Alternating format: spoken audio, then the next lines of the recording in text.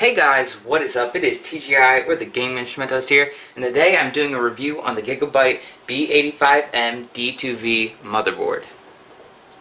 Wow, zoom in! And we're back, and here we go guys. Here's the actual physical look of the motherboard. Let's go with the I.O. first. And it's got like your basic audio inputs and outputs right here.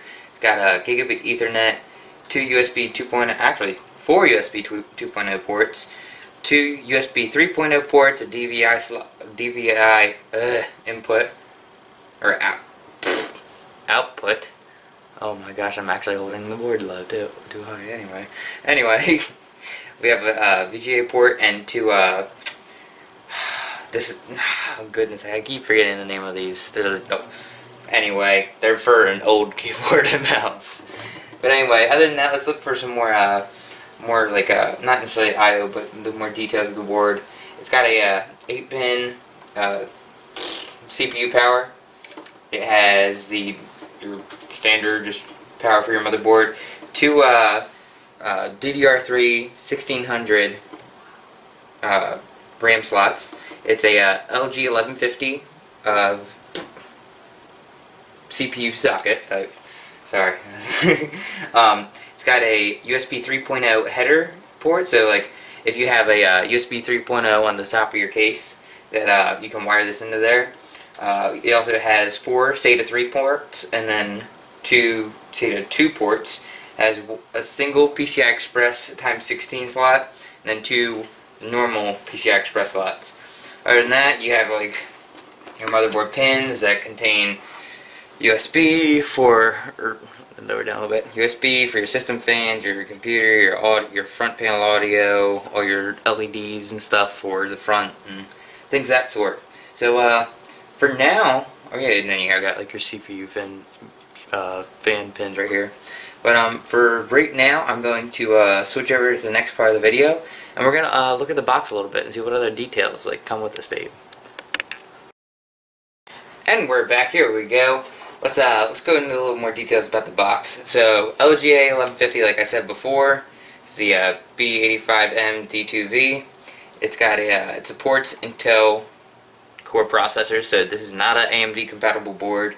It's got a B85 chipset in it, so it's not an extremely up-to-date board right now, but it definitely works, because this is what I had in my system before I had my ASRock Z87. So this is a nice solid board, especially this is a micro ATX board. You know, micro ATX boards aren't like super popular. You normally see mini ITX instead for form factor rigs and stuff, and that glare on those lights is really bugging me off that box. Anyway, it's got dual UEFI BIOS for like ultra safe. So if you're a beginner with interacting with BIOS and like for your first PC build, you're not gonna destroy. You're not gonna completely wreck your computer if you mess around with stuff a little bit. Let's see, anything else on the sides?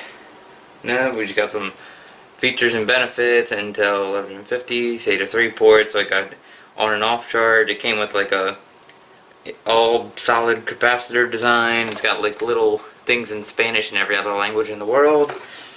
Anyway, let's go to the back where you get a little bit more interaction with better details. High ESD USB port protection, so yeah, you're not having like resistance between, like you don't have a chance of messing up things with your USB port. Humidity protection for which is glass fabric PCB. That's just about every board in the market right now. That's just a fancy way of saying it's not, if it gets humid in the room, it's not gonna die. So yeah. Anyway, guys, sorry, the camera sort of died in the middle of recording. Okay, where were we? We were talking about the humidity protection and the power surge. Yeah, it's right there. It's the mouse and keyboard port thing. That was the PS2 ports. That's what it is. Anyway, other than that, high temperature protection. Yeah, so it's got like different things that will reduce its temperature. Long lifespan on all solid caps, and high ESD Ethernet port protection. It's got, yeah, like I showed you before, like on the motherboard itself, it's got the front USB 3.0, 2 SATA 2s, 4 SATA 3s, front USB 2.0 is over here, and then yeah, that's about it. But that didn't happen. What are you talking about? Anyway, overall, guys, I will say this is a nice board.